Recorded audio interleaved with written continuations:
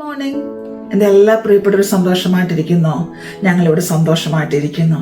നമ്മളൊക്കെ നമ്മുടെ ജീവിതത്തിൽ പലപ്പോഴും എക്സ്ക്യൂസസ് പറയുന്നവരല്ലേ, ഒഴിവഴികൾ പറയാറില്ലേ? ഞാൻ പറഞ്ഞിട്ടുണ്ട്, നിങ്ങളോ? എന്തുകൊണ്ടാണ് നമ്മൾ എക്സ്ക്യൂസസ് പലപ്പോഴും നമ്മുടെ ജീവിതത്തിൽ പറയുന്നത്? നോക്കിയാലോ, നമുക്ക് ചെയ്യാൻ പറ്റുന്ന കാര്യങ്ങൾ നമ്മൾ ചെയ്യാതെ ഇരുന്നിട്ട് അതിന് നമ്മൾ കണ്ടെത്തുന്ന റീസൺസ് ആണ് എക്സ്ക്യൂസസ് ആയിട്ട് വരുന്നത്. എന്താണ് എക്സ്ക്യൂസസ്? അത് ശരിക്കും പറഞ്ഞാൽ നമ്മുടെ ബ്രെയിനെ റീഫാബ്രിക്കേറ്റ് ചെയ്യുന്ന ലൈസാണ്. അതൊരു ഫീലിംഗാണ്. എന്നാൽ അത് ശരിക്കൊരു സൊല്യൂഷനാണോ? ഒരിക്കലുമല്ല. അത് നമ്മുടെ നിസ്സഹായാവസ്ഥയെ കാണിക്കുന്നു, അല്ലെങ്കിൽ അത് നമ്മുടെ ഇൻകോമ്പിറ്റൻസിനെ കാണിക്കുന്നു. അതൊരിക്കലും കംപ്ലീഷന് എത്തുകയില്ല. അതൊരിക്കലും ഒരു വാലിഡ് റീസൺ അല്ല. കാരണം നമ്മൾക്ക് ചെയ്യാൻ പറ്റുന്ന കാര്യങ്ങൾ നമ്മൾ ചെയ്യുന്നില്ല. എന്നിട്ട് അതിന് നമ്മൾ പല കാരണങ്ങൾ പറഞ്ഞിട്ട് നമ്മുടെ നിസ്സഹായാവസ്ഥയെ ആണ് നമ്മൾ വെളിപ്പെടുത്തുന്നത്. എന്നിട്ട് നമുക്ക് കുറ്റബോധം ഉണ്ടാകുന്നു. നമ്മൾ സെൽഫ് പിറ്റി. എന്തെങ്കിലും പ്രയോജനമുണ്ടോ? എന്താണ് നമ്മുടെ ലക്ഷ്യത്തിൽ നിന്ന് നമ്മൾ സ്റ്റോപ്പ് ചെയ്യുന്നത്? നമുക്ക് ടൈം ഇല്ലാത്തതാണോ? നമുക്ക് ഇനഫ് സ്ലീപ്പ് കിട്ടാത്തതാണോ? നമുക്ക് എനർജി ഇല്ലാത്തതാണോ? നമ്മുടെ ചുറ്റുപാടുകളാണോ? ഇതൊക്കെയല്ലേ നമ്മൾ പൊതുവെ പറയാറുള്ള കാരണങ്ങൾ.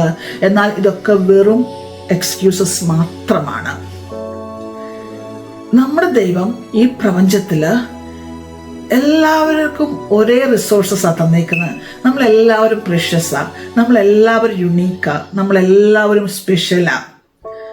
ദൈവം നമുക്ക് ഈ ഭൂമിയിൽ ഒരുപോലെ എല്ലാ കാര്യങ്ങളും തന്നു. ഒരു പാർഷ്യാലിറ്റിയും ദൈവത്തിന്, എല്ലാവരും ദൈവം ഒരുപോലെ സ്നേഹിക്കുന്നത്. എന്നാൽ കുറച്ചു പേർ മാത്രം സക്സസ്സിലെത്തുന്നു. അവർ അവരുടെ കാര്യങ്ങൾ വളരെ കൃത്യനിഷ്ഠയോടെ, കൃത്യതയോടെ, കൺസിസ്റ്റന്റ് ആയിട്ട് ചെയ്യുന്നു. അവർ സക്സസ്സിലെത്തുന്നു. എന്നിട്ട് നമ്മൾ അവരെ നോക്കിയിട്ട് പറയും, അയ്യോ, എന്നെ കൊണ്ട് അങ്ങനെ സാധിക്കുന്നില്ല, അല്ലെ എനിക്കതിന് കഴിയുന്നില്ല എന്ന് പറഞ്ഞ് എപ്പോഴും നമ്മളെ തന്നെ സെൽഫായിട്ട് കുറ്റപ്പെടുത്തിക്കൊണ്ടിരിക്കുകയാണ്. നമുക്കിതിനൊന്ന് ഓവർകം ചെയ്താലോ? ഓർക്കുക, നമ്മുടെ ലൈഫ് എന്ന് പറയുന്നത് നമ്മുടെ മാത്രം റെസ്പോൺസിബിലിറ്റിയാണ്. ഒരു പക്ഷേ ആരും നമ്മൾക്ക് വേണ്ടി ഒന്നും കരുതിയിട്ടുണ്ടാവില്ല, ആരും നമുക്കൊന്നും തന്നിട്ടുണ്ടാവില്ല.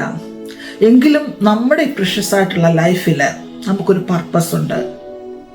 നമ്മുടെ ജീവിതത്തിൽ നമുക്കൊരു ഗോൾ ഉണ്ടായിരിക്കണം. എനിക്ക് ഇന്ന ലക്ഷ്യത്തിൽ എത്തിച്ചേരണം. നമ്മുടെ ചോയ്സാ, നമ്മുടെ ഡിസിഷനാ. ആരും നമ്മുടെ കമ്പൽ ചെയ്യുകയില്ല. ഒരുപക്ഷെ പഠിക്കാനൊക്കെ നമ്മുടെ പേരൻസ് നമ്മളെ കമ്പൽ ചെയ്യും, നമ്മുടെ ഫാമിലി നമ്മളെ കമ്പൽ ചെയ്യും. എങ്കിലും അൾട്ടിമേറ്റ് ഇന്റൻഷൻ നമ്മുടേതാണ്. ഞാൻ എന്താകണം, ഞാൻ എന്ത് ചെയ്യണം എന്നുള്ളത്. അപ്പോൾ നമ്മൾ നമ്മളെ തന്നെ ഒന്ന് ബൂസ്റ്റ് ചെയ്യുക, നമ്മുടെ ബ്രെയിനെ നമ്മളൊന്ന് റീപ്രോഗ്രാം ചെയ്യുക.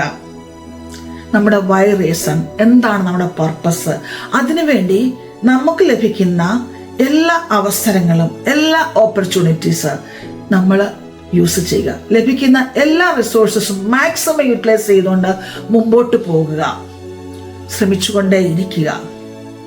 അതിനിടയിൽ നമുക്ക് പരാജയങ്ങൾ ഉണ്ടാകാം, ചലഞ്ചസ് ഉണ്ടാകാം.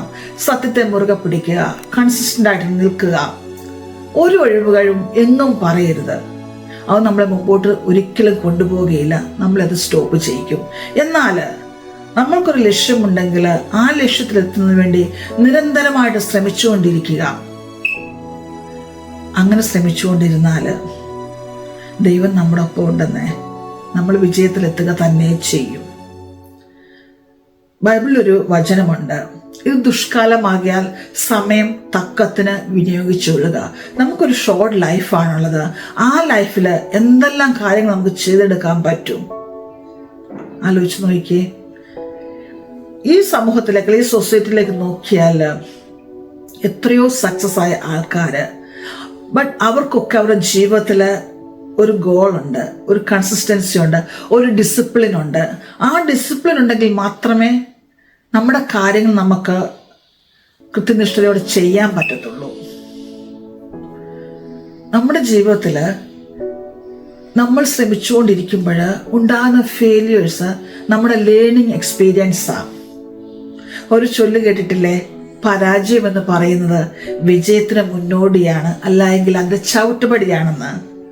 നമുക്ക് ലഭിച്ച ആ ലേണിംഗ് എക്സ്പീരിയൻസിനെ, ആ ചലഞ്ചസിനെ ഒക്കെ നമ്മൾ ഫേസ് ചെയ്തുകൊണ്ട്, ഓവർകം ചെയ്തുകൊണ്ട്, ആ ചവിട്ടുപടിയിൽ നിന്നുകൊണ്ട് നിരന്തരമായി ശ്രമിച്ചുകൊണ്ടേ ഇരിക്കുക.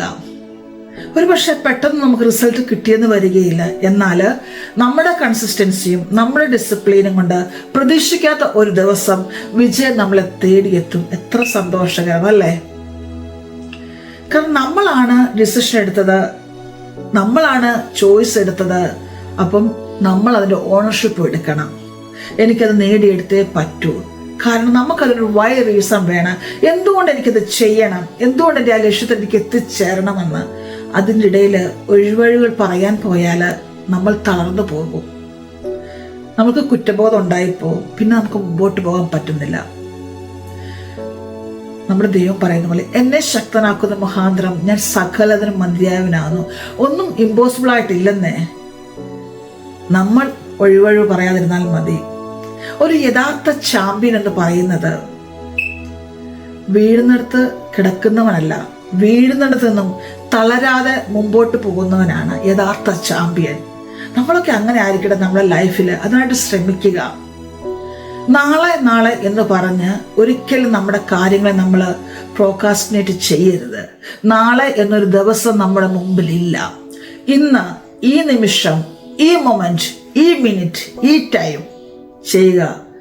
ആക്ഷൻ എടുക്കുക, സ്റ്റാർട്ട് ചെയ്യുക. ഒന്ന് തുടങ്ങി വെച്ചാൽ മതിയെന്നേ. പിന്നെ നമ്മുടെ ബ്രെയിൻ നമ്മുടെ കൂടെ ഉണ്ടാവും. നമ്മുടെ മനസ്സിനെ ഒന്ന് ശാന്തമാക്കുക. ശാന്തമായി നമ്മുടെ മനസ്സിനെ ചിന്തിപ്പാൻ പഠിപ്പിക്കുക. ഞാൻ നേരത്തെ ഉള്ളൊരു വീഡിയോ പറഞ്ഞതുപോലെ, എപ്പോഴും നമ്മുടെ ബ്രെയിൻ കംഫർട്ട് സോണാണ് ആഗ്രഹിക്കുന്നത്. എന്നാൽ ആ കംഫർട്ട് സോണിൽ ഇരുന്നുകൊണ്ട് എൻ്റെ ചുറ്റുപാടുകളാണ്, എൻ്റെ സാഹചര്യങ്ങളാണ്, അല്ലെങ്കിൽ എൻ്റെ മാതാപിതാക്കളാണ്, എനിക്ക് നോളജ് ഇല്ലാത്തതാണ്, എനിക്ക് സ്കില്ലില്ലാത്തതാണ്, എനിക്ക് ഓപ്പർച്യൂണിറ്റീസ് ഇല്ലാത്തതാണ്, 100 കാരണങ്ങൾ നമുക്ക് പറയാൻ കാണും. എന്നാൽ നമുക്ക് മുമ്പോട്ട് പോകാൻ ഈ എക്സ്ക്യൂസസിനെ ഒക്കെ ഒന്ന് സ്റ്റോപ്പ് ചെയ്തിട്ട് ഒറ്റ കാരണം മതി. എനിക്ക് ആ ലക്ഷ്യത്തിൽ എത്തിച്ചേരുവാൻ ഒരു വൈ റീസൺ ഉണ്ട് എന്നുള്ള ഉറച്ച ബോധ്യത്തോടെ മുമ്പോട്ട് പോവുക. സക്സസിലേക്ക് മുമ്പോട്ട് പോകാൻ നമുക്ക് കഴിയും. ഈ ദിവസങ്ങളിൽ നമ്മുടെ ഒഴിവഴിവുകളെയും ഒക്കെ നമുക്ക് മാറ്റി നിർത്തിക്കൊണ്ട് നമ്മുടെ ലക്ഷ്യത്തിൽ എത്തിച്ചേരുവാൻ നമുക്ക് ഓരോരുത്തർക്കും സാധ്യമാകട്ടെ എന്ന് ഞാനും ആത്മാർത്ഥമായിട്ട് പ്രാർത്ഥിക്കുന്നു.